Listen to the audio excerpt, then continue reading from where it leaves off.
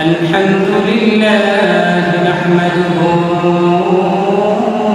ونستعينه ونستغفره ونؤمن به ونتوكل عليه ونعوذ بالله من شرور أنفسنا ومن سيئات أعمالنا من يهده الله فلا مضل له ومن يضلله فلا هادي له ونشهد أن لا إله إلا الله وحده لا شريك له ونشهد أن سيدنا وسندنا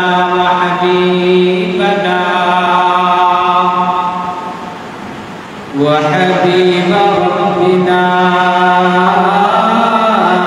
وطبيبنا وطبيب قلوبنا ومولانا محمدا عبده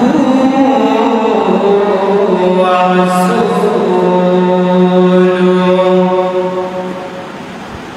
الذي أرسله بالحق بشيرا ونذيرا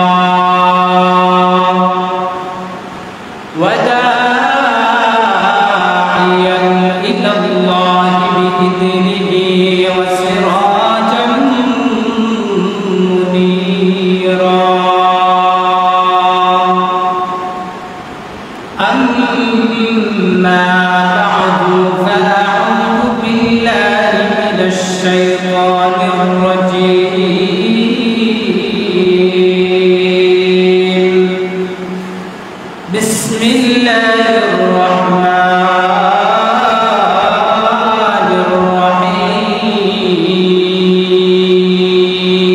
الرحيم وأقم الصلاة طرفي النهار وزلفا من الليل إن الحسنات يذهبن السيئات ذلك ذكرى للذاكرين وعن ابن عمر رضي الله تعالى عنهما قال رسول الله صلى الله عليه وسلم بني الإسلام على خمس شهادة أن لا إله إلا الله وأن محمدا عبده ورسوله وإقام الصلاة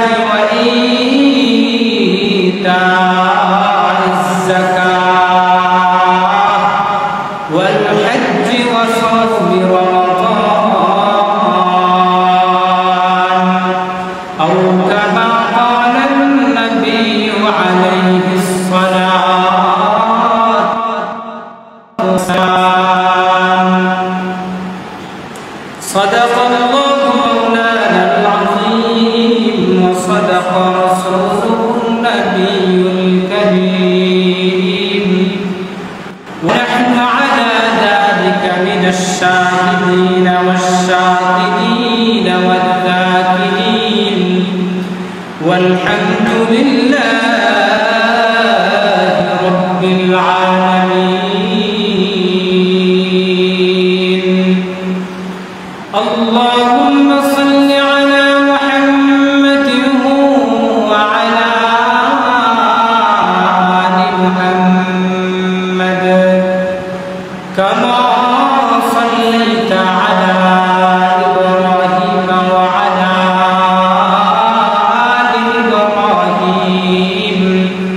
إنك حميد مجيد اللهم بارك على محمد وعلى آل محمد كما باركت على إبراهيم وعلى آل إبراهيم إنك حميد مجيد لا إله إلا الله لا إله إلا الله لا إله إلا الله لا إله إلا الله سبحان الله الحمد لله لا إله إلا الله لا إله إلا الله لا إله إلا الله دون مدينة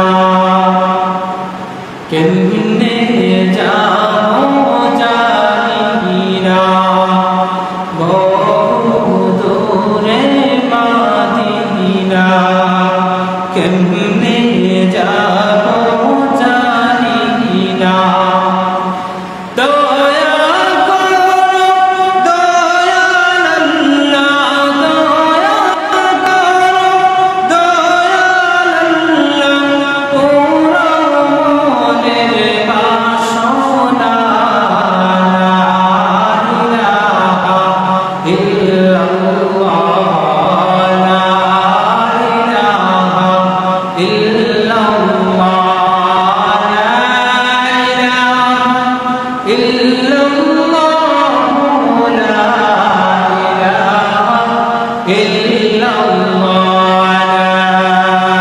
লা ইলাহা ইল্লাল্লাহ মুহাম্মাদুর রাসূলুল্লাহ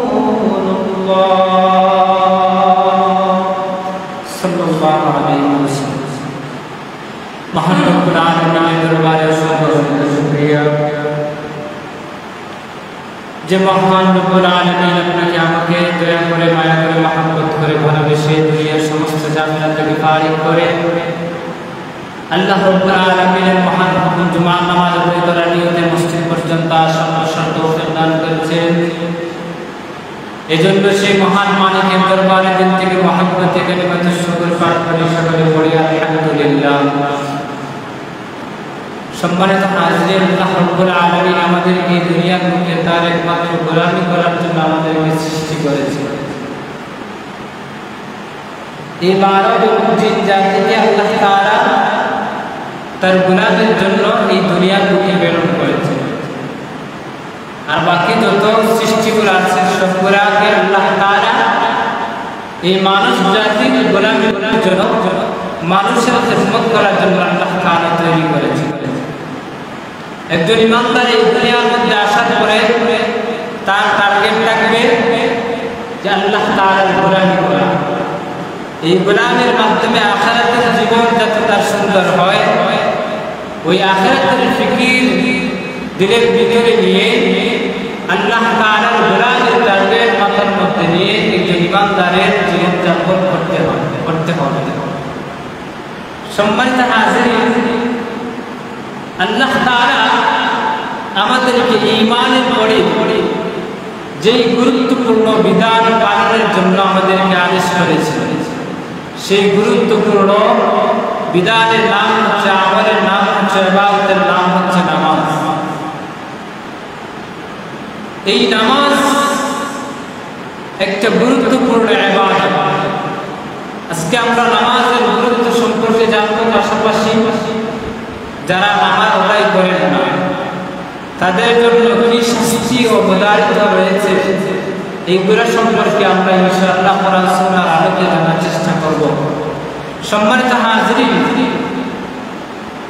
নামাজের গুরুত্ব সম্পর্কে কোরআন সুন্নাহর মধ্যে বিভিন্ন বর্ণনা এসেছে।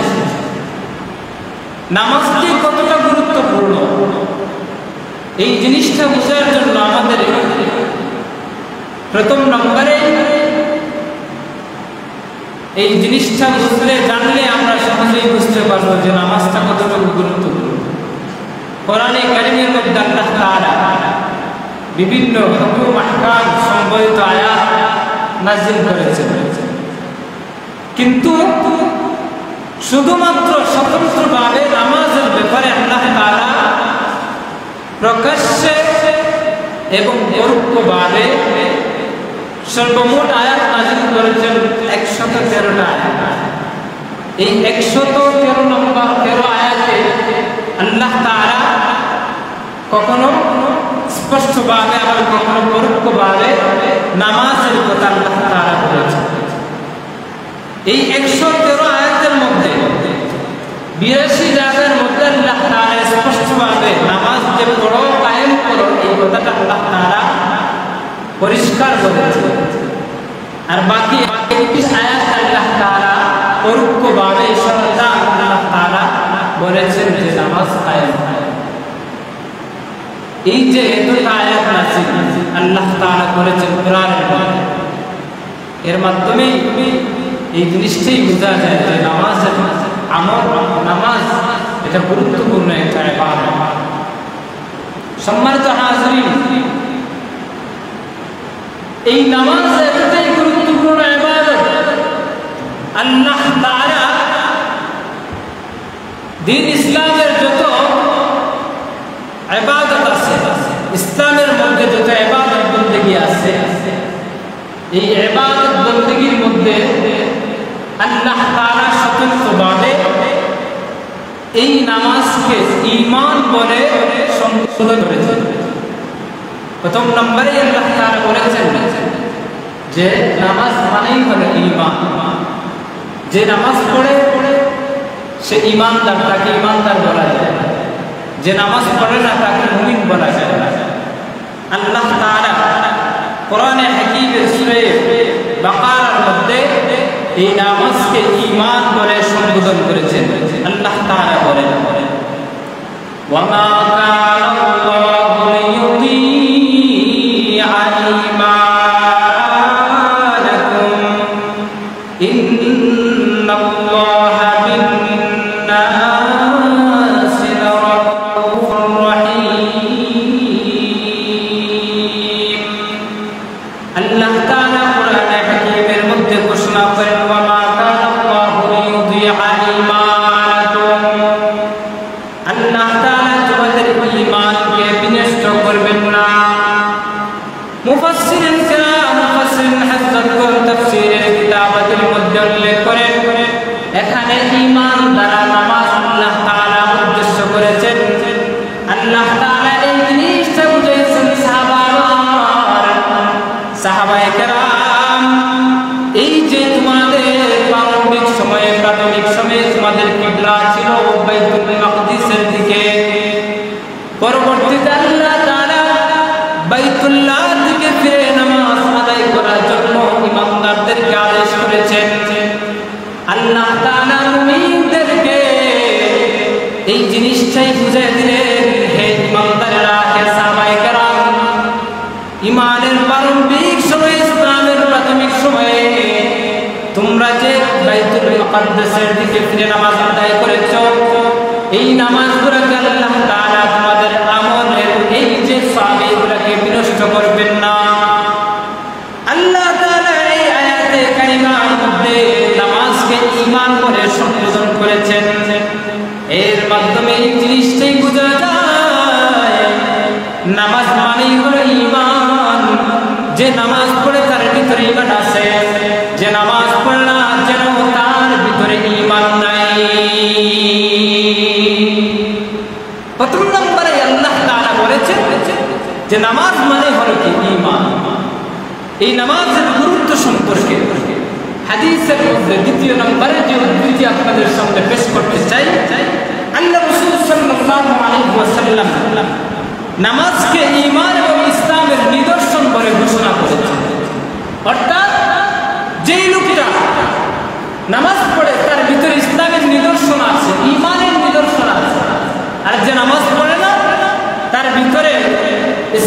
নিদর্শন নাই, ঈমানের নিদর্শন নাই। হাদিসে পাকের মধ্যে আল্লাহ রাসূল সাল্লাল্লাহু আলাইহি ওয়াসাল্লাম ইরশাদ করেন, ইন্না বাইনার রাজুলি ওয়া বাইনাশ শিরকি ওয়াল কুফরি তারকুস সালাত। আল্লাহর হাবিব বলেন, আমার উম্মতেরা শুনে রাখো, নিশ্চয় একজন মানুষের মধ্যে এবং শিরক এবং কুফরের মধ্যে পার্থক্য সৃষ্টিকারী যে জিনিসটা, সেটা হলো নামাজ। একজন ইমানদার সে নামাজ পড়ে, মুসলমান সে নামাজ পড়ে, কিন্তু যারা শিরকের মধ্যে লিপ্ত, শিরকের গুনাহ করে মুশরিক যারা আছে, কুফরের মধ্যে যারা লিপ্ত, যারা কাফের, তারা নামাজ আদায় করে না। মুসলমানরা নামাজ পড়ে, অমুসলিমরা নামাজ পড়ে না। এই যে ইসলাম এবং মুসলমান এবং মুশরিক যারা আছে, অমুসলিম যারা আছে, এই তাদের মধ্যে পার্থক্যকারী যে জিনিসটা আছে, সেটাই হলো একমাত্র নামাজ। এই জন্য দেখবেন অমুসলিম যারা আছে, মুশরিকরা যারা আছে, তারা কখনো কি করে না, নামাজ পড়ে না। নাকি কখনো নামাজ পড়তে দেখেছেন মুসলিমদের? কিন্তু নামাজ পড়ে। কিন্তু আজকে আমাদের সমাজের মধ্যে ওর মুসলমান আছে, দুঃখের সাথে বলতে হয়, হিন্দুরা যেরকম ভাবে নামাজ পড়ে না, আমরা মুসলমানরাও নামাজ পড়ি। হিন্দুরা যেরকম ভাবে নামাজের সময় আযান করে মসজিদের পাশ দিয়ে চলে যায়, মসজিদের মধ্যে আসে না, ঠিক তদ্রূপভাবে আমাদের মধ্যেও এমন ইমানদার আছে যারা আযানের সময় আযান তাদের কানে ঢুকে, কিন্তু মসজিদের পাশ দিয়ে চলে যায়। এই যে আপনি আমিও অমুসলিমদের মতো আপনি আমিও নামাজ পড়লাম না, তাহলে অমুসলিম আর আমি মুসলমানদের মধ্যে পার্থক্য রইল কোথায়? তার মধ্যে আমার মধ্যে তো কোনো ফারাক নাই, কোনো তফাৎ নাই। এজন্য আল্লাহ রাসূল সাল্লাল্লাহু আলাইহি ওয়াসাল্লাম বলেছেন যে একজন মুসলমান এবং অমুসলিমদের মধ্যে পার্থক্য সৃষ্টিকারী যে জিনিস, সেটা হলো নামাজ। অমুসলিমরা নামাজ পড়ে আর মুসলমানরা নামাজ আদায় করে। এর মাধ্যমে এই নামাজের যে গুরুত্ব, এই হাদিসের মাধ্যমে এই গুরুত্বটা বোঝা যায় যে আল্লাহ রাসূল সাল্লাল্লাহু আলাইহি ওয়াসাল্লাম নামাজকে কাফিরের সাথে তুলনা করেছেন। যে নামাজ পড়ে না সে যেন কাফির হয়ে যায়, সে যেন কাফির হয়ে যায়, কাফির যেন হয়ে যায়। অর্থাৎ কুফরের কাজ যেগুলা, এই কাজগুলা নামাজ না পড়লে সে যেন কুফরের মতো কাজ করে, কুফরের মতো যেন কাজ করে। এই জন্য আপনি আমি নামাজ আদায় করি। সম্মানিত হাজিরিন, আল্লাহ রাব্বুল আলামিন কোরআনে হাকিমের মধ্যে এই নামাজ পড়াকে ঈমানদারের জন্য অন্যতম বৈশিষ্ট্য করে ঘোষণা করেছে। অর্থাৎ যে ব্যক্তি নামাজ আদায় করে, এই লোকটাকে আল্লাহ তাআলা শ্রেষ্ঠ ঈমানদার বলে, মানে সত্যিকার অর্থে বাস্তবিক অর্থে যাকে ঈমানদার বলা যায়, নামাজ আদায় করে আল্লাহ রাব্বুল আলামিন ওই মানুষকে বাস্তবিক অর্থে শ্রেষ্ঠ ঈমানদার বলে আল্লাহ তাআলা কোরআনে কারীমের মধ্যে ঘোষণা করেছেন। রব্বুল আলামিন কোরআনে হাকীমের মধ্যে বলেন, ইন্নামাল মুমিনুনা আল্লাযীনা ইযা যুকিরাল্লাহু ওয়াজিলাত কুলুবুহুম ওয়া ইযা তুলিয়াত আলাইহিম আয়াতুহু যাদাতহুম ঈমানা ওয়া আলা রাব্বিহিম ইয়াতাওয়াক্কালুন আল্লাযীনা يقيمون الصلاة ومما رزقناهم ينفقون أولئك هم المؤمنون حقا لهم درجات عند ربهم ومغفرة ورزق كريم. الله رب العالمين سورة الأنفال الآيات كريمة ঘোষণা করেন, ইন্নামাল মুমিনুন নিশ্চয় ঈমানদার তারা আল্লাযীনা ইযা যুকিরাল্লাহ যাদের সামনে আল্লাহ তাআলার জিকির করা হলে আল্লাহ তাআলার আলোচনা করা হলে ওয়াজিলাত কুলুবুহুম তাদের হৃদয়টা কি হয়ে যায় ভীত সন্তুষ্ট হয়ে নরম হয়ে যায় তাদের হৃদয়টা বিগলিত হয়ে যায় ওয়াজিলাত কুলুবুহুম ওয়া ইযা তুলিয়াত আলাইহিম আয়াতুহু যাদাতুহুম ঈমানা প্রকৃত ঈমানদার যারা আছে তাদের সামনে আল্লাহ তাআলার কোরআনে কারীমের আয়াতকে তিলাওয়াত করা করে এই আল্লাহ তাআলার কোরআনে কারীমের আয়াতের তিলাওয়াত শুনে তাদের হৃদয়টা কি হয়ে যায় শীতল হয়ে যায় যাদাতুহুম ঈমানা আয়াত শুনে তাদের ঈমান বৃদ্ধি হয়ে যায় কোরআনে কারীমের তিলাওয়াত শুনে তাদের ঈমান বৃদ্ধি পেতে থাকে আল্লাহ তাআলা বলেন ওই সমস্ত ইমানদাররা আলা রাব্বিহিম ইয়াতাওয়াক্কালুন তারা দুনিয়ার কিছুর উপর তাওয়াক্কুল করে না তাওয়াক্কুল করে একমাত্র একজনের উপর তিনি কে তিনি হলেন আল্লাহ রাব্বুল আলামিন ইমানদাররা তাওয়াক্কুল করে একমাত্র আল্লাহ রাব্বুল আলামিনের উপর এরপরে আয়াতের মধ্যে আল্লাহ তাআলা বলেন আল্লাযীনা ইউকিমুনাস সালাহ যারা নামাজ কায়েম করে ওয়া মিম্মা রাযাকনাহুম ইউনফিকুন এবং আল্লাহ প্রদত্ত দেওয়া যে রিজিক আছে ওই রিজিক থেকে আল্লাহর রাস্তায় খরচ করে ব্যয় করে আল্লাহ রাব্বুল আলামিন বলেন ওই যে দুই গুণওয়ালা বিশিষ্ট মানুষ আছে ইমানদার আছে এক নাম্বার হলো নামাজ কায়েম করে দুই নাম্বার হলো আল্লাহর দেওয়া রিজিক থেকে আল্লাহর রাস্তায় ব্যয় করে এদেরকে আল্লাহ তাআলা বলেন উলাইকা হুমুল মুমিনুনা হাক্কা এরাই হচ্ছে প্রকৃত ঈমানদার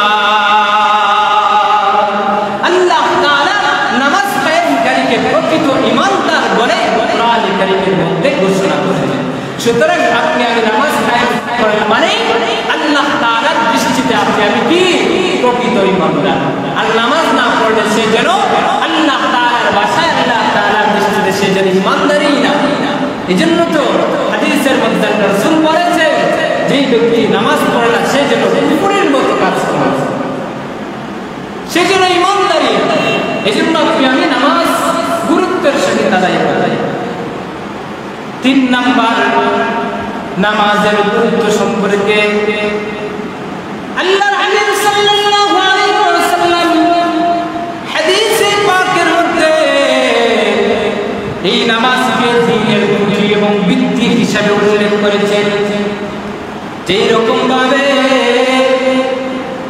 দুনিয়ার মধ্যে আরব কান্ট্রির মধ্যে যারা গিয়েছেন বা থেকেছেন অনেক সময় দেখবেন মরুভূমির মধ্যে মানুষ তাঁবু টানায় তাঁবু এই তাঁবু টানাইতে গিয়ে তাঁবুর মধ্যবর্তী একটা খুঁটি রাখে আর চতুর্পাশে চারটা খুঁটি রাখে এই যে তাঁবুর যে মধ্যবর্তী যে খুঁটিটা আছে এই খুঁটিটা যদি সঠিকভাবে যদি না দাঁড় করানো হয় তাহলে এই তাঁবুর কিন্তু অস্তিত্ব থাকে না ঠিক তদ্রূপভাবে আল্লাহ তাআলা আল্লাহর হাবিব সাল্লাল্লাহু আলাইহি ওয়াসাল্লাম নামাজকে দ্বীনের খুঁটি বলে সম্বোধন করেছেন এই নামাজকে দ্বীনের খুঁটি আল্লাহ তাআলা একটা তাঁবুর সাথে দ্বীনের যে বুনিয়াদ আছে ইসলামের যে বুনিয়াদ আছে পাঁচটা বুনিয়াদকে আল্লাহ রাসূল সাল্লাল্লাহু আলাইহি ওয়াসাল্লাম একটা তাঁবুর সাথে তুলনা করেছেন আল্লাহর হাবিব সাল্লাল্লাহু আলাইহি ওয়াসাল্লাম হাদিসের মধ্যে বলেন বুনিয়াল ইসলাম আলা খামসিন শাহাদাতি আল্লা ইলাহা ইল্লাল্লাহ ওয়া আন্না মুহাম্মাদান আবদুহু ওয়া রাসূলুহু আল্লাহর হাবিব সাল্লাল্লাহু আলাইহি ওয়াসাল্লাম দ্বীনের ভিত্তিকে দ্বীনের বুনিয়াদকে পাঁচটা জিনিসের উপর নির্ভর করেছেন পাঁচটা জিনিসের উপর গণনা করেছেন যে এই পাঁচটা জিনিসই হলো একজন মুসলমানের দ্বীনের ভিত্তি। এর মধ্যে প্রথম নাম্বার তাবুর যে মাঝখানের খুঁটিটা, সেটাকে আল্লাহ রাসূল সাল্লাল্লাহু আলাইহি ওয়াসাল্লাম ঈমান বলে অভিহিত করেছেন। অর্থাৎ যে লোকটার ভিতরে ঈমান থাকবে, তার যে ঈমানের যে মৌলিক ভিত্তি সেটা মজবুত থাকলো।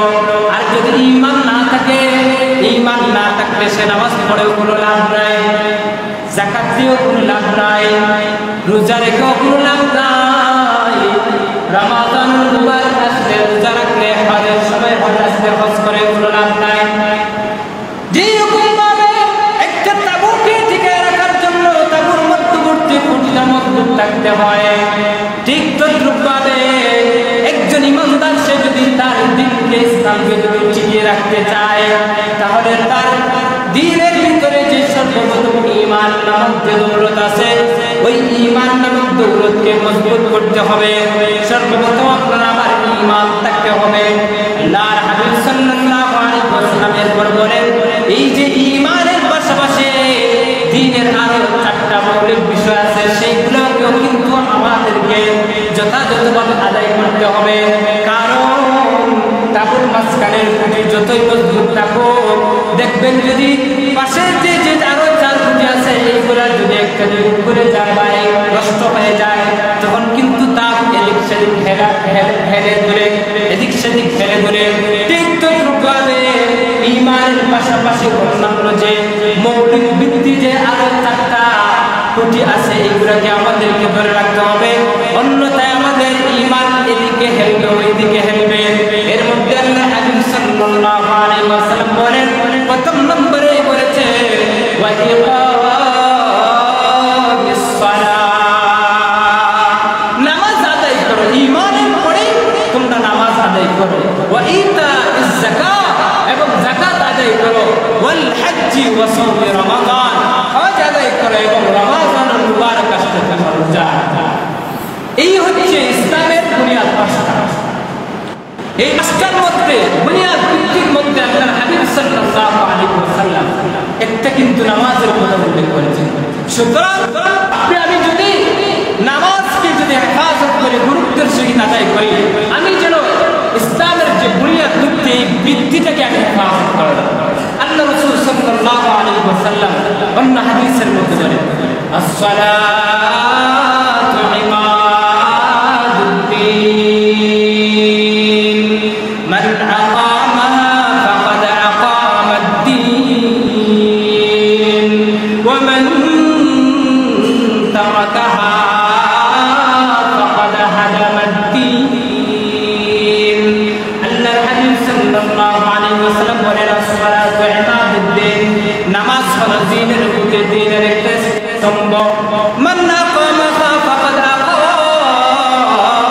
আকামাদ্দিন, যে লোকটা নামাজ কায়েম করলো, সে যেন দ্বীনের খুঁটিকে, তার দ্বীনের খুঁটিকে মজবুত করলো। ওয়া মান তারাকাহা ফাকাদ হাদামাদ্দিন, আর যে লোকটা নামাজ পরিত্যাগ করলো, ওই লোকটা যেন তার খুঁটিকে বিনষ্ট করে দিল। নামাজ পড়লে দ্বীনের খুঁটি মজবুত হয়, আর নামাজ না আদায় না করলে তার দ্বীনের খুঁটি, ঈমানের খুঁটি কি হয়ে যায়? দুর্বল হয়ে যায়। সম্মানিত হাজিরিন, চতুর্থ নম্বরে নামাজের গুরুত্ব বোঝার জন্য আপনাদের সামনে যে উদ্ধৃতিটা পেশ করতে চাই, যে হাদিসের মধ্যে আল্লাহ রাসূল সাল্লাল্লাহু আলাইহি ওয়াসাল্লাম ঘোষণা করেছেন যে দুনিয়ার মধ্যে আল্লাহ তাআলা ইসলামের মধ্যে যে সমস্ত বিধিবিধান মুসলমানদের জন্য রেখেছেন, এই বিধিবিধানের মধ্যে সর্বোত্তম আল্লাহর কাছে প্রিয়, আল্লাহর কাছে প্রিয় যে আমল, এই আমলটা হচ্ছে নামাজ। সুবহানাল্লাহ। হাদিসে পাকের মধ্যে আল্লাহর হাবিব সাল্লাল্লাহু আলাইহি ওয়াসাল্লাম বলেন, আন আব্দুল্লাহ ইবনে মাসউদ রাদিয়াল্লাহু তাআলা আনহু قال, হযরত আব্দুল্লাহ ইবনে মাসউদ রাদিয়াল্লাহু তাআলা থেকে বর্ণিত রায়াত, আল্লাহর হাবিব সাল্লাল্লাহু আলাইহি ওয়াসাল্লামের উদ্ধৃতি হযরত ইবনে মাসউদ রাদিয়াল্লাহু তাআলা হাদিসটা বর্ণনা করেন, সাআলতুন নবী সাল্লাল্লাহু আলাইহি ওয়াসাল্লাম, তিনি বলেন আমি আল্লাহর রাসূলকে জিজ্ঞেস করলাম, আইয়ুল আমালি আহাব্বু ইলাল্লাহ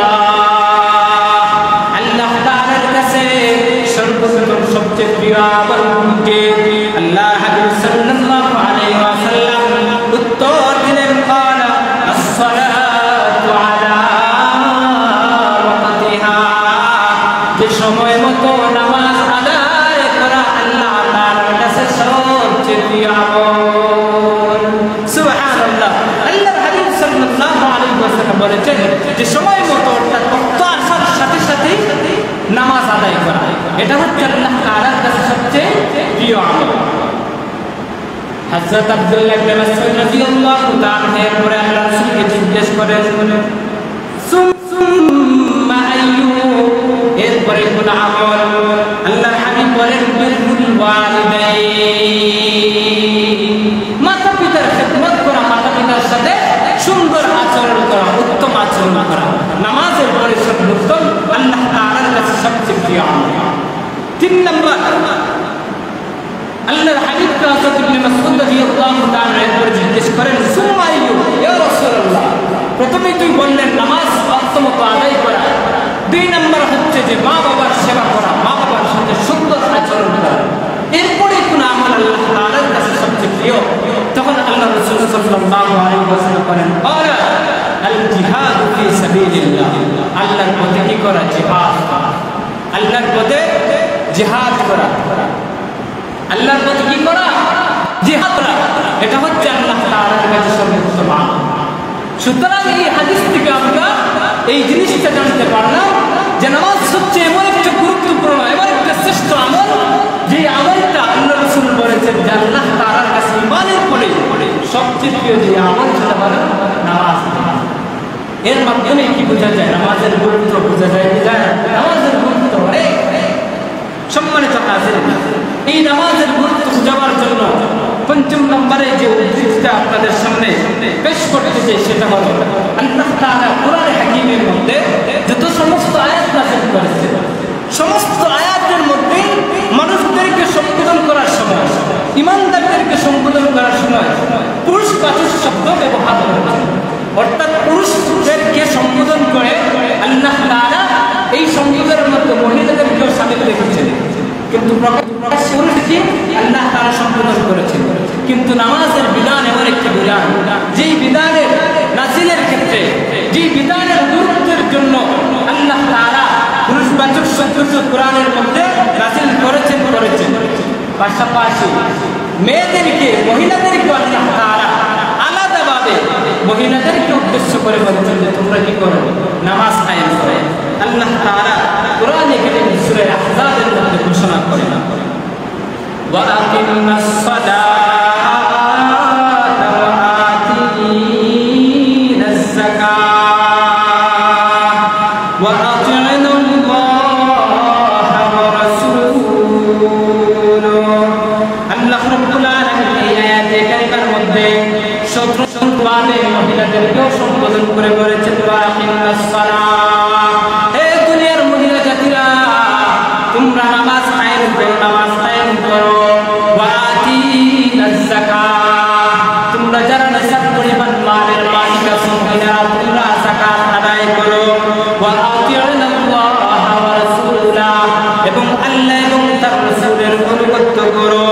আল্লাহ রাব্বুল আলামিন এই আয়াতে কারিমার মধ্যে মহিলাদেরকে আলাদাভাবে সম্বোধন করেছে, করে বলেছেন যে হে দুনিয়ার মহিলারা তোমরা নামাজের বিধানকে কায়েম করো। আল্লাহর হাবিব সাল্লাল্লাহু আলাইহি ওয়াসাল্লাম অনেক হাদিসের মধ্যে নামাজের গুরুত্ব বুঝাইতে গিয়ে বলেন একজন ছোট্ট বাচ্চা সে যখন জন্মগ্রহণ করার পরে সেই যখন 7 বছর বয়সে উপনীত হয়, আল্লাহর হাবিব বলেন তাকে সর্বপ্রথম নামাজের শিক্ষা দাও। হাদিসের মধ্যে আল্লাহর হাবিব বলেন মুরু আওলাদাকুম বিস-সালাতি ওয়া হুম আবনাউ 7 সিনিন ওয়াদরিবুহুম আলাইহা ওয়া হুম আবনাউ 10 সিনিন। আল্লাহর হাবিব সাল্লাল্লাহু আলাইহি ওয়াসাল্লাম বলেন হে দুনিয়ার মানুষেরা, তোমাদের সন্তানাদি যারা আছে তাদের বয়স যখন 7 বছরে উপনীত হয় তখন তুমি তাদেরকে নামাজের আদেশ করো। নামাজের আদেশ করো, তাকে সাথে নিয়ে মসজিদের মধ্যে যাও, তুমি ঘরের মধ্যে তাকে সাথে নিয়ে নামাজ আদায় করো। সে যদি নামাজ না পড়ে 7 বছর বয়স উপনীত হওয়ার পরে তুমি তাদেরকে নামাজের আদেশ করো। আল্লাহর হাবিব সাল্লাল্লাহু আলাইহি ওয়াসাল্লাম বলেন যখন সন্তান 10 বছর বয়সে উপনীত হয় আপনি স্বাভাবিকভাবে তাকে 7 বছর থেকে নামাজের আদেশ করতেছেন, এখন 10 বছর হয়ে গেছে, সে পরিপূর্ণভাবে পাবন্দির সহিত 5 ওয়াক্ত নামাজ আদায় করে না। এক ওয়াক্ত পড়লে আরেক ওয়াক্ত পড়ে না, আরেক ওয়াক্ত পড়লে আরেক ওয়াক্ত পড়ে না। এরকম যদি পড়ে আল্লাহর হাবিব বলেন ওয়াজরিবুহুম আলাইহা ওয়া হুম আবনাউ 10 সিনিন। তার যদি 10 বছর বয়সে উপনীত হয় আর যদি সে নিয়মিতভাবে নামাজ আদায় না করে, আল্লাহর হাবিব বলেন তাহলে তুমি অভিভাবক হিসেবে, তুমি মা হিসেবে, তুমি বাবা হিসেবে তোমার ওই সন্তান নামাজ না পড়লে তাকে তুমি প্রহার করো। আল্লাহর হাবিব বলেছেন যে তাকে মারার জন্য লাঠি দিয়ে তুমি তাকে প্রহার করার জন্য আল্লাহর হাবিব সাল্লাল্লাহু আলাইহি ওয়াসাল্লাম বলেছেন। অন্যান্য যে ইবাদত বন্দেগী, এই ইবাদত বন্দেগী সে যখন বালিগ হয়, প্রাপ্তবয়স্ক হওয়ার পরে তারপর কিন্তু কি হয়, ফরজ হয়। নামাজও তারপর প্রাপ্তবয়স্ক হওয়ার পরে ফরজ হয়। কিন্তু নামাজের গুরুত্বটা এমন, আল্লাহর হাবিব বলেছেন যে 7 বছর বয়স তার উপর কিন্তু কি হয় না, বাচ্চার উপর নামাজ ফরজ হয় না, কিন্তু তাকে তুমি প্র্যাকটিস দাও, তুমি তাকে অভ্যস্ত করে গড়ে তুলো। 7 বছর বয়স হলে তাকে নামাজের আদেশ করো। যখন 10 বছর হয়ে যায় তবুও যদি সে পাবন্দির সহিত যদি নামাজ আদায় না করে, তাহলে তুমি লাঠি দিয়ে তাকে হালকা আঘাত করো, যাতে সে প্রাপ্ত বয়সে উপনীত হওয়ার আগে পাক্কা মুসল্লি হয়ে যায়, পাক্কা নামাজি হয়ে যায়। আজকে তো আমরা এমন দেখা গেছে যে আমাদের বয়স তো অনেকে 30, 35, 40 এমনও আছেন 70-এর উপরেও হয়ে গেছে, কিন্তু দেখা যায় আমরা নামাজের মধ্যে আমরা আসি না। কেউ যদি এক ওয়াক্ত যদি কোনো বিপদের মুখে সম্মুখীন হয়ে যদি পড়েন, দেখা যায় অনেক সময় দেখা যায় লোক লজ্জার মুখে পড়ে, মানুষের লজ্জার সামনে পড়ে আপনি আমি হয়তো বা নামাজ পড়ে, অথচ আপনার আমার ইমানদার, আপনি আমি ইমানদার। ইমানদারের জন্য এই যে লজ্জার সম্মুখীন হয়ে নামাজ পড়া, এটা কি আমাদের জন্য মানায়? আমাদের জন্য এটা মানায় না। কারণ আল্লাহ তাআলা তো আমাদেরকে দুনিয়ার বুকে আল্লাহর গোলামের জন্যই সৃষ্টি করেছেন, অন্য কিছুর জন্য। কিন্তু আজকে আপনি আমি পেট পূজা নিয়ে ব্যস্ত। কিভাবে আপনি আমি সুন্দরভাবে ভালোভাবে খাইতে পারি, করতে পারি, এইগুলাই নিয়ে ব্যস্ত। নামাজের প্রতি আমাদের কি নাই, গুরুত্ব নাই। এক ওয়াক্ত পড়লে 5 ওয়াক্ত নাই, এক ওয়াক্ত পড়লে 4 ওয়াক্ত নাই, 3 ওয়াক্ত নাই, এইরকম অবস্থা। এই জন্য আমরা নামাজ আদায় করব। সম্মানিত হাজিরিন, একজন মানুষ যদি সে যদি নামাজ না পড়ে তাহলে তার কি শাস্তি হবে সংক্ষেপে পরে শেষ করে দিব। এর মধ্যে কিতাবের মধ্যে উলামায়ে কেরাম কুরআন সুন্নাহর আলোকে কয়েক প্রকারের শাস্তির কথা উল্লেখ করেছেন। এর মধ্যে কিছু আছে দুনিয়ার মধ্যে আল্লাহ তাআলা শাস্তি দেন, কিছু শাস্তি আছে মরণের সময় শাস্তি দেন, আর কিছু শাস্তি আছে যারা এই যে হাসরের ময়দানে কবরে যাওয়ার পরে হাসরের মাঠেও তাদের জন্য শাস্তি প্রদানিত আছে। উলামায়ে কেরাম বলেন যে একজন মানুষ সে নামাজ না পড়লে দুনিয়ার বুকে যে শাস্তি তাকে দেওয়া হয়, প্রথম নাম্বারই হলো আল্লাহ তাআলা তাকে যে সুন্দর জিন্দেগি দান করেন। এই সুন্দর জিন্দেগি যে বরকত আছে নামাজ না পড়ার কারণে আল্লাহ তাআলা এই বরকতটাই কেড়ে নেন। এই জন্য তো দেখা যায় আমরা বেনামাজি যারা আছে কোনো কিছুতেই বরকত পাই না। রুজি করে বাপ ছেলে মিলে 2 হাতে কামায়, 4 হাতে কামায়, কিন্তু দেখা যায় আপনার আমার বরকত হয় না। কেন হয় না? আপনি আমি ধরতে পারেন এই যে নামাজ পড়ি না, এই নামাজ না পড়ার কারণে। পক্ষান্তরে আপনি একজন নামাজি মানুষের দিকে তাকান, সে যদিও কাজ কাম করতে পারে না, কিন্তু দেখা গেছে তার দিলের ভিতরে শান্তি আছে, কারণ সে আল্লাহর পক্ষ থেকে যে বরকতটা আছে ওই বরকতটা লাভ করতেছে। এই জন্য প্রথম নম্বরেই শাস্তি হলো যে নামাজ আদায় করে না তার জীবন থেকে আল্লাহ তাআলা বরকত নামক যে জিনিসটা আছে ওই জিনিসটা কেড়ে নেন। 2 নম্বর হলো যেই লোকটা নামাজ আদায় করে না, নেককার যারা আছে নেককারদের কাছে অনেক সময় গিয়ে দেখবেন বেনামাজিরা বিপদের সম্মুখীন হলে নেককার মানুষের কাছে গিয়ে দোয়া চায়। নেককার মানুষরা তার জন্য দোয়া করে, কিন্তু দোয়াগুলো আদেশ না। নেককারদের সুবতে মাঝে মধ্যে গিয়ে উপস্থিত হয়, কিন্তু নামাজ আদায় না করার কারণে এই নেককারদের সুবতে থাকার কারণে যে তার ফায়দা হওয়ার কথা এই ফায়দাটা হয় না।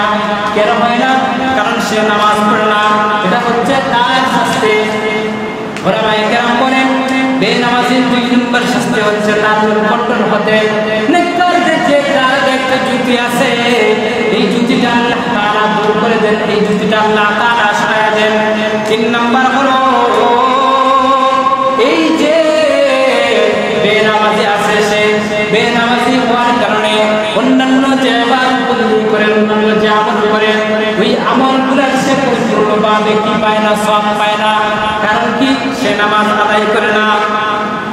এরপরে 4 নম্বরে যে শাস্তি, সেটা হলো বেনামাজি যতই দোয়া করো, এই দোয়াটা আকাশের উপর উঠে না, জমিনের মধ্যেই থেকে থাকে, নামাজ আদায় না করার কারণে। এজন্য আপনি আমি অনেক সময় দেখা গেছে নামাজ পড়ি না, বিপদের সম্মুখীন হলে যখন দোয়া করে তখন দেখা যায় আমাদের দোয়া কবুল হয় না, আমরা কিন্তু ফল পাই না। কেন? কারণ আপনি আমি নিয়মিত নামাজ আদায় করি না, এজন্য আমাদের দোয়া আকাশের উপরে উঠে না। সম্মানিত আছেন, একজন মানুষ যখন বেনামাজি, সে যখন মৃত্যুর সম্মুখীন হয়, মৃত্যুর আগ মুহূর্তে সে যখন মৃত্যুর সম্মুখীন হয়, তখন তার মৃত্যুটা হয় বেইজ্জতির মৃত্যু। আল্লাহ তাআলা তাকে বেইজ্জতির মৃত্যু দান করেন। এই বেনামাজি মৃত্যুর সময় 2 নম্বর যে শাস্তি আল্লাহ তাআলা তাকে দান করেন, সেটা হলো সে ক্ষুধার্ত অবস্থায় মারা যায়। অনেক সময় দেখা গেছে মৃত্যুর সময় উপনীত হয়ে গেছে, অনেক কিছু খাইতে মন চায়, তার সামনে বাহারের রকমের বিভিন্ন প্রকারের খাবার হাজির, কিন্তু একটু খাইতে পারে না। এই ক্ষুধার্ত অবস্থায় নামাজ না করা, আদায় না করার কারণে আল্লাহ তাআলা তাকে ক্ষুধার্ত অবস্থায় তার মরণ দেন। 3 নম্বর শাস্তি হলো যে এই বেনামাজি নামাজ আদায় না করার কারণে মরণের আগে এমন পিপাসা তার লাগবে, দেখা যাবে মন চাইবে যে তুমি পুকুরের সমস্ত পানি আমার সামনে দেওয়া হয়, তাহলে সবগুলো আমি একা খেয়ে ফেলবো, আমি সবগুলাই খেয়ে ফেলবো। কিন্তু দেখবেন একটু পানিও সে কিনতে পারে না, এই পিপাসিত অবস্থায় তার মৃত্যু হয়। একজন মানুষ যখন সে নামাজ না পড়ে, সে যখন কবরের মধ্যে যায়, কবরের মধ্যে তাকে যে ধরনের শাস্তি দেওয়া হয়, 1 নম্বর শাস্তি হলো বেনামাজিকে কবরে রাখার সাথে সাথে কবর দুপাশ থেকে এমন তাকে চাপ দিবে, যেই চাপ দেওয়ার কারণে তার পাশরের যে 2 সাইডের যে হাড্ডিগুলো আছে, ওই হাড্ডিগুলো একটা হাড্ডি আরেকটা হাড্ডির ভিতরে ঢুকে যাবে। এই বেনামাজির কবরের মধ্যে আল্লাহ তাআলা ভয়ঙ্কর সাপ নির্ধারণ করবে, যেই সাপ যদি দুনিয়ার মধ্যে হালকা একটু নিঃশ্বাস ফেলতো, আল্লাহর হাবিব বলেন দুনিয়ার মধ্যে জলতা পাতা আছে, কোনো কিছু তার কারণে কোনো কিছুর জন্মাইতো না, কোনো কিছুর জন্মাইতো না। সম্মানিত হাজিরিন, শুধু তাই নয়, এই বেনামাজিকে কবরের মধ্যে রাখার পরে আল্লাহ রব্বুল আলামিনের আদেশে ফেরেশতারা বেনামাজির কবরের মধ্যে জাহান্নামের আগুনকে প্রজ্বলিত করে দেবে। আর মরণের পরে তো এই বেনামাজির জন্য আল্লাহ তাআলা তৈরি করে রেখেছেন জাহান্নামের আগুন। এজন্য আল্লাহ তাআলা কোরআনে হাকিমের মধ্যে বলেছেন, জাহান্নামীদেরকে জিজ্ঞেস করা হবে কি কারণে তোমরা জাহান্নামের মধ্যে গেলা। 1 নম্বরে তারা কারণ বলবে যে আমরা কি করতাম না, নামাজ আদায় করতাম, নামাজ আদায় করতাম। মা সালাকাকুম ফি সাফার ক্বালু লাম নাকুন মিনাল মুসাল্লিন, কিসে তোমাদেরকে জাহান্নামে নিক্ষিপ্ত করলো? তখন তারা বলবে যে আমরা নামাজ আদায় করতাম না। এজন্য দোস্ত, যেহেতু আল্লাহ তাআলা আমাদের উপর নামাজ ফরজ করে দিয়েছেন, প্রাপ্তবয়স্ক যারা আমরা একটু যদি হিম্মত করি, একটু হিম্মত করলে আপনার আমার জন্য নামাজ পড়াটা সহজ। অনেক সময় দেখা যাচ্ছে আমরা মসজিদের পাশ দিয়ে চলে যাই, 5 মিনিটের জন্য মসজিদে আসেন না, নামাজটা পড়ে তারপরে চলে যান না, দুনিয়ার অন্যান্য কাজ করেন। অনেকে আসি তো বেকার আড্ডার মধ্যে আপনি কিন্তু নামাজের জানি না। এজন্য আমরা সবাই মন থেকে ইরাদা করি, মন থেকে ইরাদা করলে আপনার আমার জন্য সহজ হবে। আজকে থেকে ওয়াদা করতে হয়, ধীরে ধীরে যতদিন এই দুনিয়ার বুকে চিন্তা থাকবো, 1 ওয়াক্ত নামাজ আমার মাধ্যমে যেন কাজা না হয়, চালাত দূরের কথা। রব্বুল আলামিন যেন আমাদের সবাইকে নামাজকে গুরুত্বের সহিত যথাযথভাবে আদায় করার তৌফিক দান করেন। ওয়া আখিরু দাওয়ানা আলহামদুলিল্লাহি রাব্বিল আলামিন।